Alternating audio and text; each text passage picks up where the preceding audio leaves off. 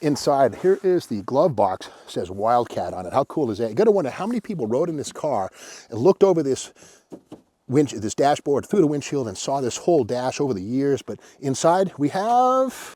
Hey, Stephen Yonder here at Bernardston Auto Wrecking in Bernardston, Massachusetts, doing the junkyard crawl with an often forgotten full-sized Buick, the Wildcat. Now, with a name like Wildcat, you'd think it would be one wild cat of a car, and it was in 1962 when it launched as a two-door hardtop only. No four doors, no wagons, none of that stuff.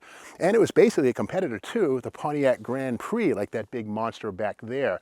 Full-size personal luxury. But for '63, Buick made the Wildcat a standalone model. You get four doors, you get a convertible, two doors, no wagons, but you get four-door hardtops or sedans. This one is a hardtop. But again, the Wildcat started out in '62 as a fun personal luxury car. Two-door only, but again, grew to a four-door. But here's that cool Wildcat script right there. I mean, doesn't that look exciting, the way that font, that script is just Wildcat?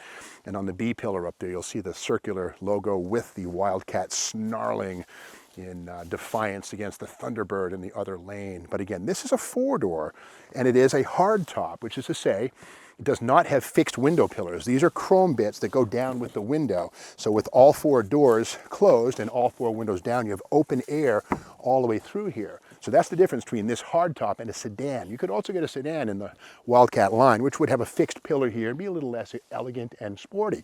Now this, of course, does have a bench seat up front. You could get buckets in a Wildcat and a center console. There's even a 4-speed manual transmission possibility, incredibly rare. This one has the column shifted automatic, which would be at this point in time, '66, a large Dynaflow type transmission. The Turbo 400 would arrive, I believe, a year later with 3 speeds. This one has 2 speeds, at least on the indicator it does. And again, this one has something that's seen on all full-size Buicks in 1966, with one exception. And that is aluminum drum brakes up front. First seen on the '58 full-size Buicks right here, but these are 12 inches with a 3-inch wide shoe. These aluminum fins, this whole thing here dissipated heat and allowed these, 3.5-ton vehicles fully loaded to have decent brakes. And these brakes here were some of the best in the business. A lot of hot rodders would adapt these to their Model A's and other types of hot rods in the '60s, and these were the brakes to go to. And you got to remember too that the Buick LeSabre, also a full-size car, but cheaper, didn't come with those. The LeSabre came with a 12-inch cast iron drum. So the aluminum drums were a little more expensive, and they were reserved for the Electra 225 and the Wildcat. Speaking of aluminum drums, we did a video a little while ago on this Grand Prix, and we can see right here another one of GM's really innovative forays into aluminum brakes. And these are the 8-lug wheels seen on full-size Pontiacs from '60 through '69. And the 8 lugs refer to the wheels that bolt on to the hub, which also in the back can be removed with the 5 lug nuts we see right there. But these are also, standard. Well, these are $120 extra on full-size Pontiacs. But again, like the 12-inch Buick drums, the aluminum ones, these Pontiac drums were never available on a GTO. And likewise, these big 12-inch aluminum drums should have been, but never were, offered on the GS 400 Skylark. Don't know why. Anyway, getting back to this car, well, notice this one does have the nail head in its final year right here. Now this one has the 4-barrel. You can see it right there. This is the Rochester 4-barrel, not a quadrijet. This is basically a square foot, if you will. The nail head right here. And let's take a peek right here.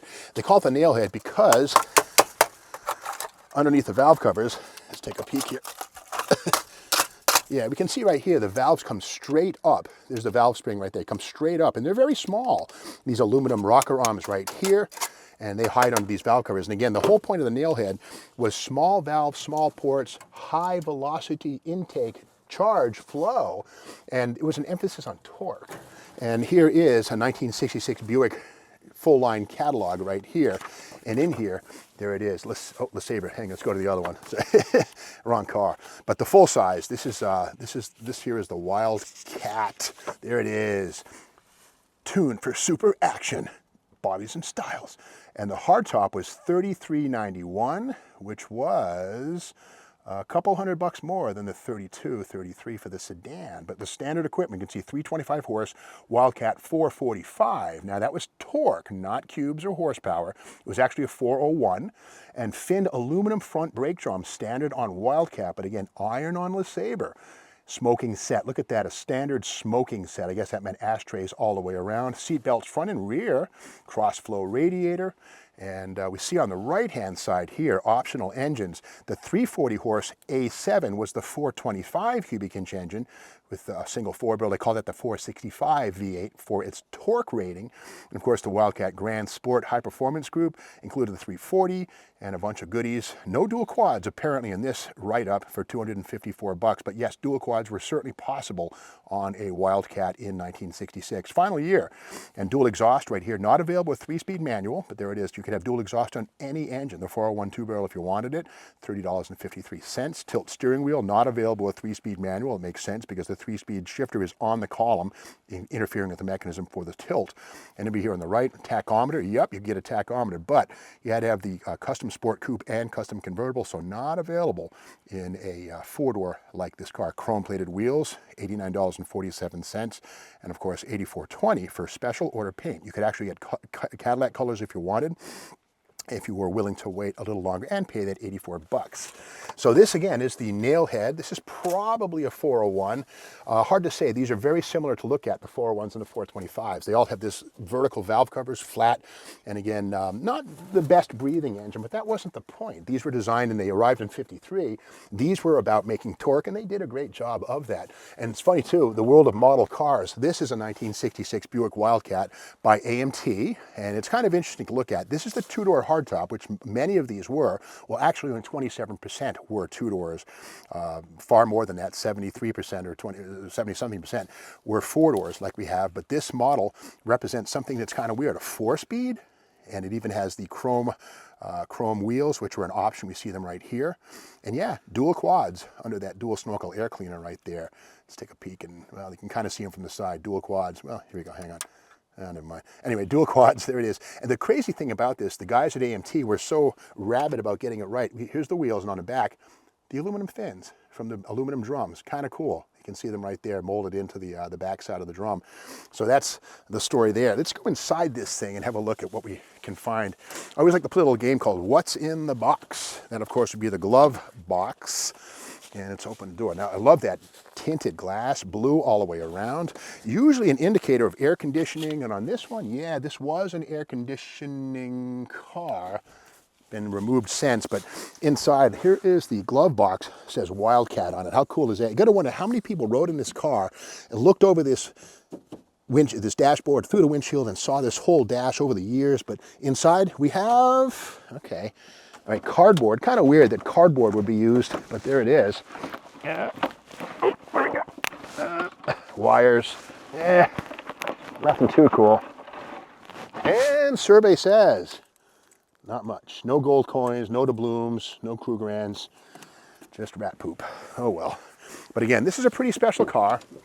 The rear axle on this, there was a thing called the positive traction differential, about $39, something like that, to get a clutch type unit in the differential.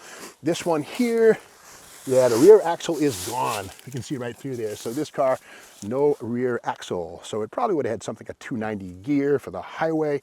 But again, with that Wildcat logo on the rear body right there, pretty cool. And just remember too that there were 72% of all Wildcats were built with four doors. So even though the idea came out in 62 as a sporty two-door hardtop, by 63, yeah, the vast majority were four-door cars because people wanted a sporty car, but they also wanted room for the family, and these cars delivered just that. Now, if you like this video, be sure to subscribe to the Steve Baggs YouTube channel and ring the bell, give us a like, and the bell is important because that'll alert you when the next video comes out, which is tomorrow morning. And keep in mind, too, we have something like 350 or 400 videos on the channel playlist. You can watch them right now if you want. They're all free, but until then, we'll see you tomorrow with more Junkyard Crawl.